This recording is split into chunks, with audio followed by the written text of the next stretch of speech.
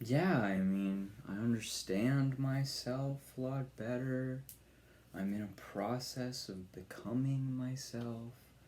And, like, I hid myself from everyone, basically, for 2 years before coming out last year. And it's kind of been better. And this is, like, the first album where it's like me, honestly.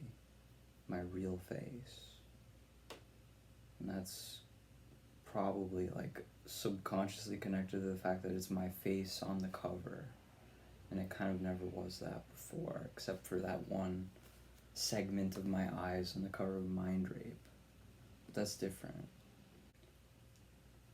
Well, this one is a concept album more blatantly than I ever did before.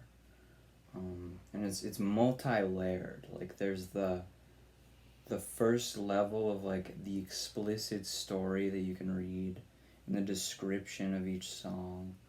But there's also like that explicit storyline is a metaphor for another deeper level of a story that's being told in it. But it's basically about a dystopian future world where we hit to the singularity and AI is more intelligent than humans, and there's this corporation that sort of controls the government and everything sort of behind the scenes, and this prostitute gets sold out by her mother to that corporation in one of their facilities where they implant their artificial intelligence device into her psyche. And so that whole thing is like, that whole dynamic is basically a metaphor for societal control as well as like a dystopian vision of the future. Um, and the album is basically like through the course of it, it's that main character, the harlot, who then becomes the princess, and then becomes the harlot again, sort of struggling, battling that part of herself that's been implanted into her by society, basically. And it's an interesting, deep kind of thing. So I had that concept for a long time. Like I had been working on this at least since January of last year, 2020. But and I was doing like live streams on Instagram. I was talking about it to people. I revealed all this a long time ago. Like the first single obviously came out February last year, um, and then it took me a long time to finish the whole album, which is why it didn't come out last year. It was originally planning on putting it out in May, and then moved it to November, and then decided whatever February/March of this year. I just did it. But yeah, I know I had like lyrical concepts at least for the Myth, which is the only song that's kind of like, it's the only song on the album that has lyrics that isn't like explicitly about the implied storyline that I'm telling. Um, but it is, in a more implicit way, it is about that, but it's more conceptual. And I had those lyrics for a while, probably around the time when I was writing for Medusa as well. But yeah. And it took so long to make, partly because I wanted it to be like the best I've ever done. And I think it is the best album that I've ever made. Like on every level, especially just musically, it just flows smoothly. And there's like such a lack of mistakes and like fuck ups in it that I'm very proud of. And vocally, it's definitely the best one. Like, hands down. I surprised myself with the level of vocals that I did this time around. Um, so yeah, I just keep besting myself, but yeah. Well, I would say that, like, I don't think people know how to interpret my lyrics that well. Like, I listened to the three last albums, and I realized, like, there's actually a lot of there's a lot of depth and poetry to the lyrics. The lyrics are really good. Specifically on Mind Rape, the first album, the lyrics are, like, really intense, and if I wrote that album, like, at this point in my life, after how I've sort of evolved as a person, there would definitely be some differences conceptually. Like, that could only have been written by me at that specific time, as a product of that specific time in 2017 of my life. But I think it's sort of underappreciated. Like, the only problems I really have with it are, like, the timing of the drumming can be kind of bad on some of the tracks, and, like, the vocals are just kind of not good. But otherwise, it's like, I listen to that, I just kind of want to do it again. Like, I just kind of want to redo it. And I think it's sort of underappreciated. There's a similarity between Machina and Mind Rape. Like there's a certain quality of experimentation that I think I got back to on this one from the first album that we kind of lost in Manifesto and Medusa. Although there's also a similarity between Manifesto and Machina in the sense that they flow in a way that makes more sense, I think. So it's kind of like an intersection between all three of the last albums, which is cool. But it does have its own flavor. Well, the color of this one, the blue color of this album, because they all sort of, there's like a synesthetic mixture of the senses. All of the songs, all of the albums have their own colors and temperatures. This one is very, like, cold and blue, partly because of the mechanical, technological dystopia type vibe that I went for with it, but also, like, the color kind of got chosen for me. But I won't reveal any more about that right now. And musically, it's more mechanical than anything I've ever done prior, and that's sort of on purpose. Like, especially a song like Princess, where it's just the riff is kind of the same throughout, and then it, like, folds into the verses. That was very deliberate. Nothing on here was, like, a mistake that I sort of played off as just crazy experimentation. It was all very deliberate choices.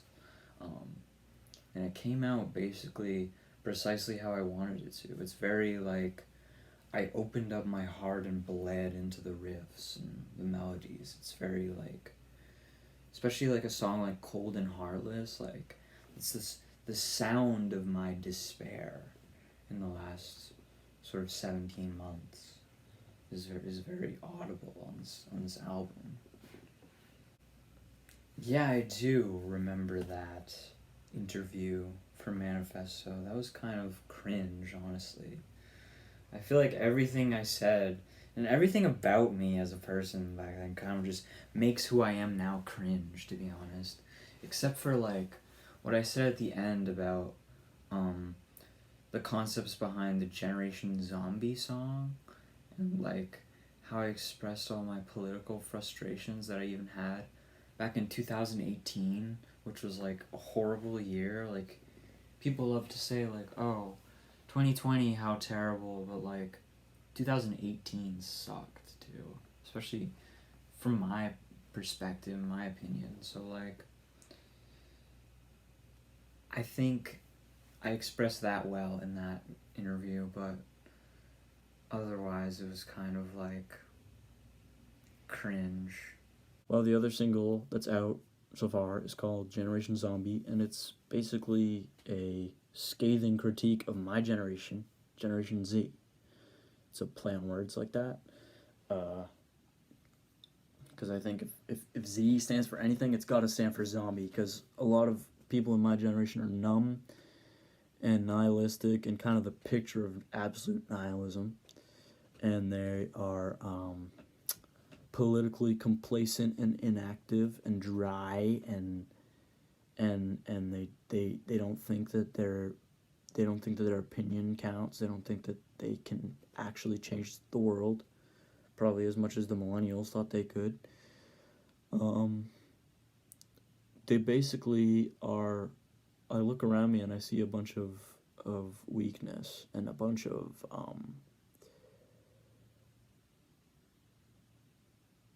numbness and apathy. Apathy is the key word here. They're zombies. They're being tricked, and they don't even care. They won't break free from their complacency and their apathy. I don't know if it was always that way or if it's significant to my generation, but I would err on the latter because there's a bunch of factors involved here. There's our shitty political regime that's going on right now.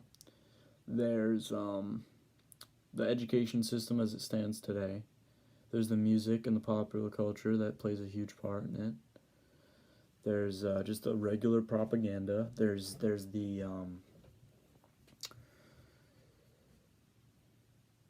biggest problem, the biggest factor that contributes to the apathy of my generation, which would be the phones and the technology. And it's something that no other generation in the past has dealt with, especially to this extent. The way that we are raised by and with our phones and live by and for our phones and can't live without our phones, and it's like we have a separate organ that's not even in our bodies, and it's made of metal and plastic and computer wiring and circuitry and glass, yet we still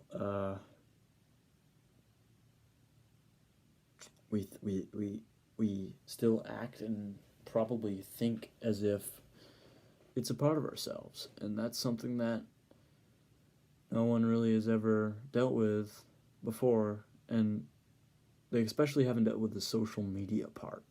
Social media would be the other thing. Yeah, there's obviously like things that I would change about anything I listen back to. Like on Melt the Ice Away, I should have put more into the instrumentation, especially in the bridge part, where it's just the drum and the vocal. I should have added more, like, should have added something more to it. And then, like, I don't know what else right now would be altered. I feel like some of the timing on One Long Night was kind of sketchy, honestly. I still need to master that aspect. But otherwise, it's very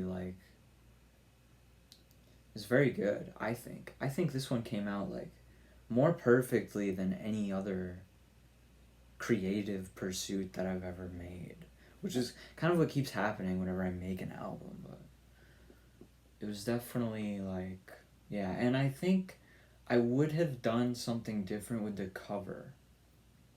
It still would have been me on the front of it, but the original idea was more bondage. Like I was supposed to be like tied up on the cover, not just duct tape over my mouth, but like visibly like shackled, basically. But that I just sort of didn't have the resources to sort of pull that off. So we got kind of like a downgraded version of what I intended the cover to look like, which is kind of disappointing, but it's still fine. I like how this cover is sort of like a parallel to the cover of Medusa, because it's like they're both faces, and the faces in the picture are kind of like on the same part of the frame. So it's very much like I've been kind of thinking conceptually like maybe I've been Medusa all along. My favorites? I actually do have favorites this time. Um, Let me see. Cold and Heartless is obviously like a good song, objectively, like quote unquote objectively or whatever. But like it's not one of my favorites on the album. I think Princess in a Bottle is one of the most beautiful things I've ever written. Um, Botched, which I made the music video for, is definitely like might even be the top song on there. I don't know though. And then Suicide is a very good song, in my opinion. And Melt the Ice Away as well. Those are like my 4 favorites. They're all equal to each other, but those are like my 4 favorites. Particularly because of the implied conceptual, like, sort of message that they have. Those are all more like the romantically tinged ones that are sort of directed in that direction, whereas like other songs like Malfunction or In Law are kind of like angrier and they're sort of directed at other people. It's important to direct the anger at the proper targets, so I think I pulled that off here. But yeah, those are still good songs though. It's just not the same to me, I guess. Yeah, well, like, we'll talk more about the lyrical, like, song by song breakdown at a later date. I will reveal all of that, but not right now. Yeah. I mean, this album, like, took a lot of inspiration from Mushroomhead, actually. Like, specifically, like, the screaming vocal parts. Like, the chorus, quote-unquote, part of, Head Trauma and Erasure as well. Erasure, like, the whole song is very Mushroomhead inspired. Like, early style. Like, the first 3 Mushroomhead albums. With the pianos and all that. But, like, the screaming vocal here was very much inspired by that band. Because I was listening to them a lot during the recording process. And then, like,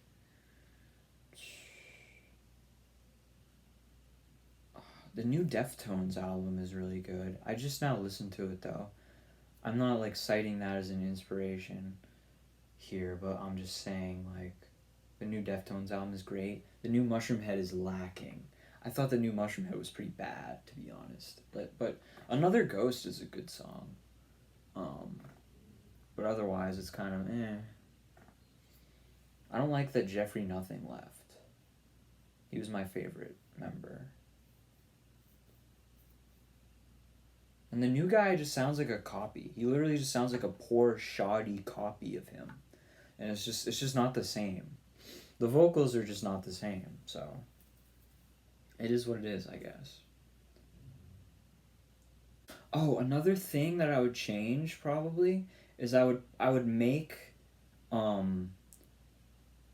would flesh out Suicide more. I would make that song longer and like a bigger piece of the whole album itself.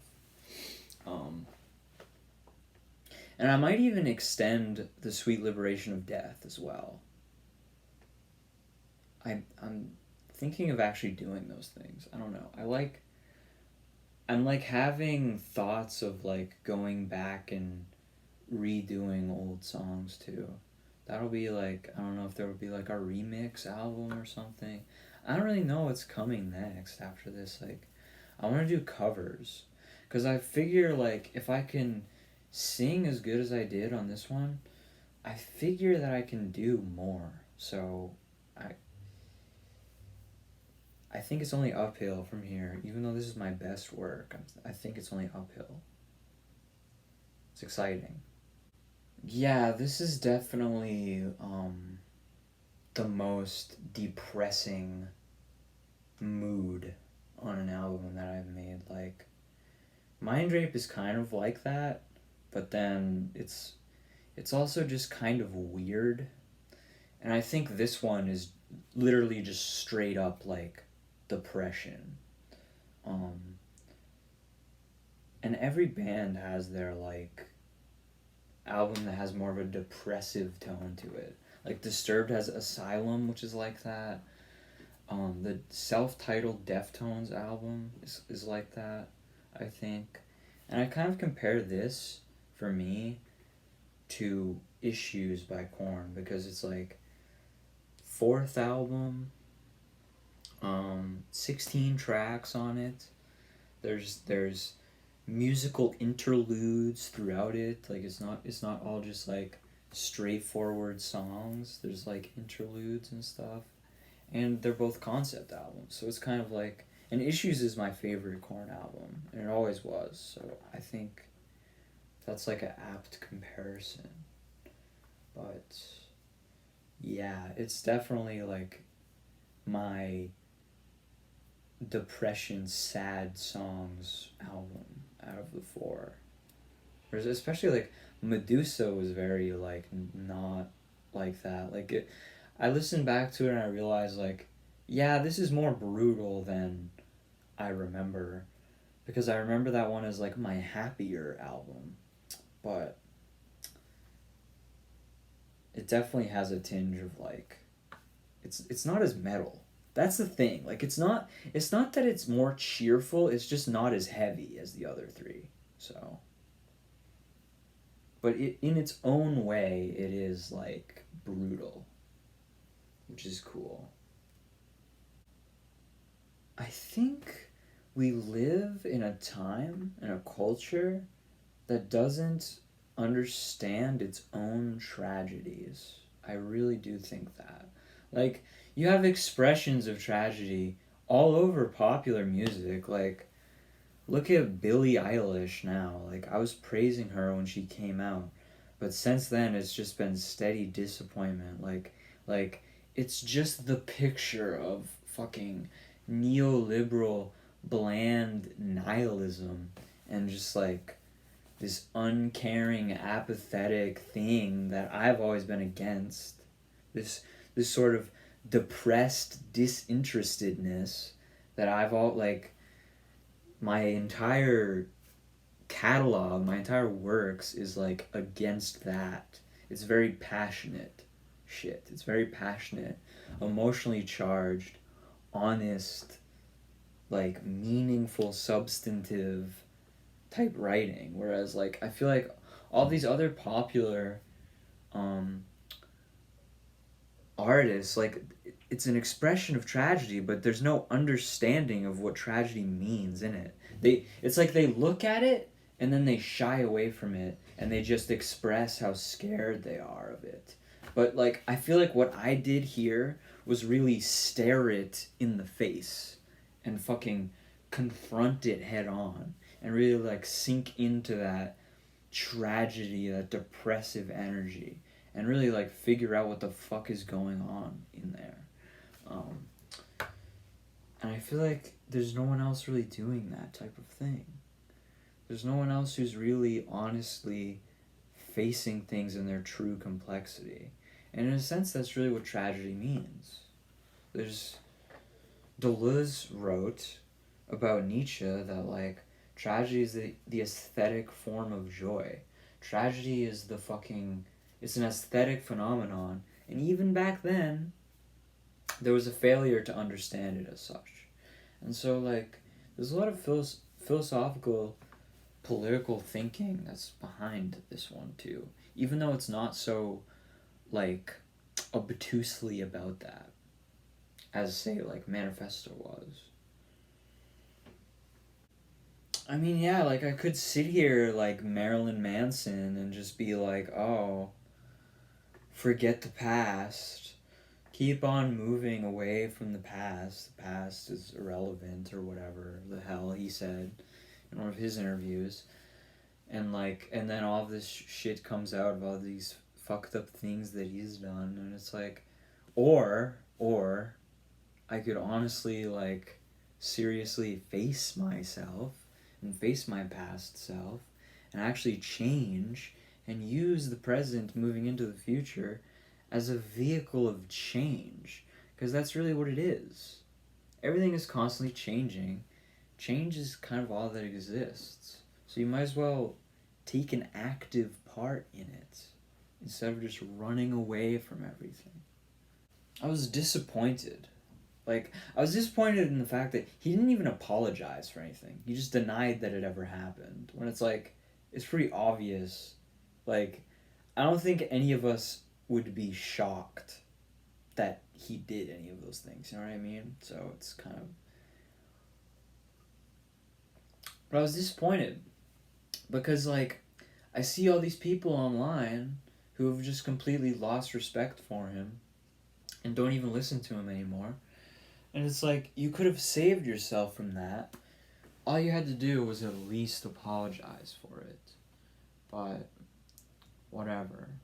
I don't know. I guess not everybody is as based as I am, I guess. I don't know. It sucks. Sometimes your heroes are more like looking up to them to figure out what not to do. So,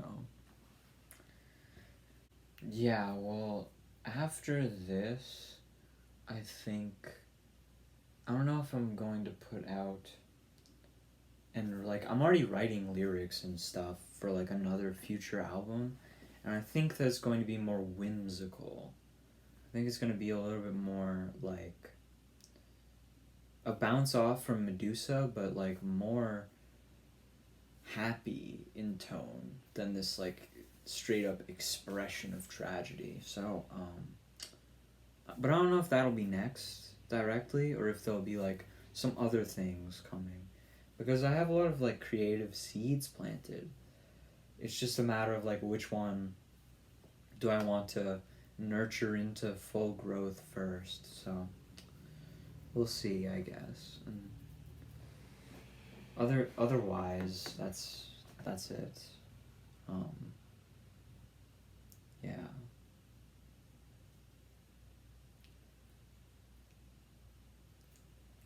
Thanks.